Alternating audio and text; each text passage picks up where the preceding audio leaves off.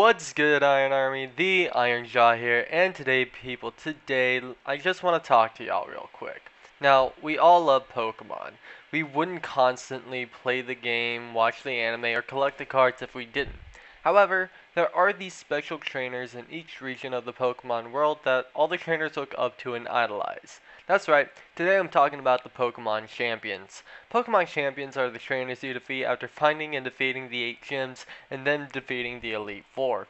The battle you have with a Pokemon Champion is the height of your journey with your partner Pokemon. It is supposed to commemorate all the hardships and successes in your journey, as this is the hardest battle that you've ever had up until that point, or well, is supposed to be.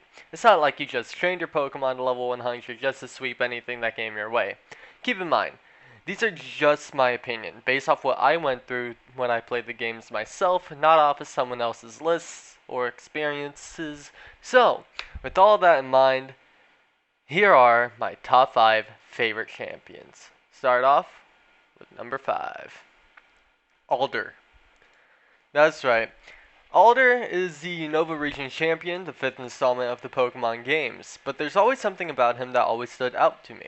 See, unlike Lance or Steven, who are either powerful and intimidating or proper and a hard hitter, Alder is more like a wandering traveler who tells his stories and gives a meaning behind each word. He is the kind of champion that even helps you out in the beginning of Pokemon Black 2 and White 2 when Iris takes over as champion. He has seen things while he's been on his journey, trainers going through hard times, not really knowing how to take care of their Pokemon, to young trainers who are too headstrong, they find themselves hitting a wall. We can tell this is true based off in the beginning of Pokemon Black 2 and White 2 when he's helping 2 young trainers and he's just teaching them how to battle. He cares about his Pokemon, and it is very apparent that he just has an undying love for all Pokemon. Those qualities of Alder always make me think of him whenever someone mentions the Unova region. That and, well, Terrakion. Terrakion is pretty freaking cool, guys. Number 4, Diantha. Now, some of you may remember the Kalos region in the Pokemon world, and honestly, I love the games X and Y. It was a breath of fresh air on the old and ever-changing series. It brought the baseline for Pokemon Sun and Pokemon Moon, and the graphics in the game at the time were phenomenal. I remember a lot of the Kalos region, but the Elite Four and champion Diantha. So why is she brought up on the number 4 instead of switching places with Alder? Well, the fact of the matter is Diantha was the only strong fairy type user in the game. Valerie the gym leader was easy for me, so this is just my opinion once again. Not only is she a strong fairy type user, but she is the first champion in a mainstream game that wasn't an upgraded remake to have a Mega Evolution. Now, Mega Evolution is a process when a Pokemon and their trainer share an intense bond with each other, and that Pokemon can evolve again temporarily. And for her to be able to be the first champion to do this is mind-blowing. It showed that she had a love for her Pokemon Gardevoir, like we did the Kanto starter we got from Professor Sycamore. That is why she is number 4 on this list. Number 3, Steven Stone. As many as the 3rd gen junkies are going to give me flack for placing Steven at number 3, I want y'all to know I was an original player. I've started up with red and blue before making my way to gold and silver, so on and so forth. I did not start out with 3rd gen like a lot of people did. So my nostalgia isn't with Steven. Now that that's out of the way, let's get on to why he's here.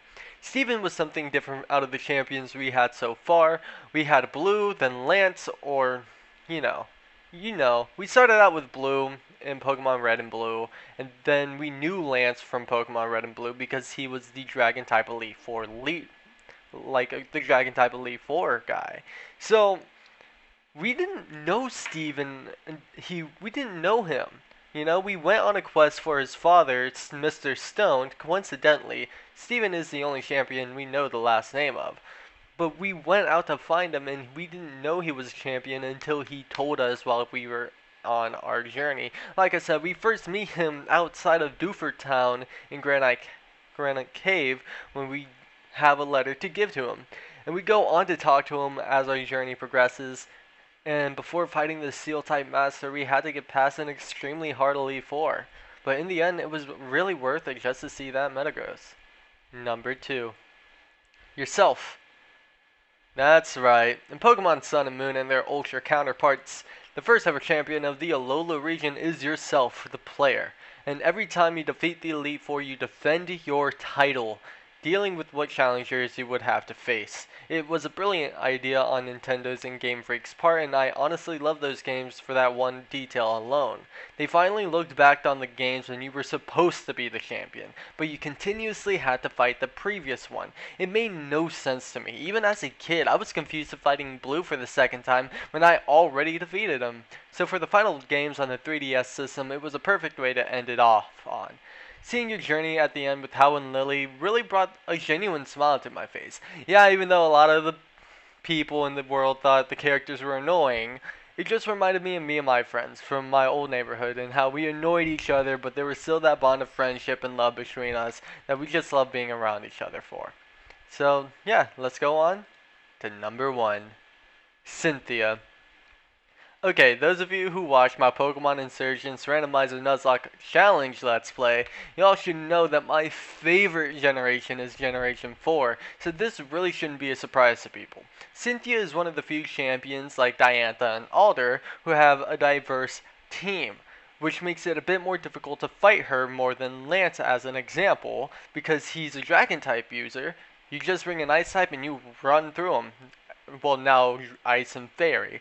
But that's not all about Cynthia that makes her so great. She helps out in the anime and in the games. It was very refreshing to see, honestly. Pokemon Platinum, she even helps you out to go to the Distortion world, where you have to face Cyrus and Garatina. I mean, her grandmother was the one to tell you in Diamond and Pearl about the legendary Pokemon Dialga and Palkia, respectively, to the game you were playing.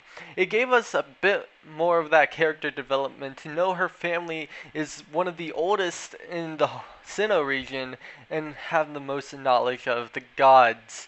I look back on the 4th gen and the first thing I remember is Cynthia and her Garchomp, because they were powerhouses. Well, that and her Spiritomb. She has an amazing team, design, and development, and to me, she really just takes the number 1 spot easily.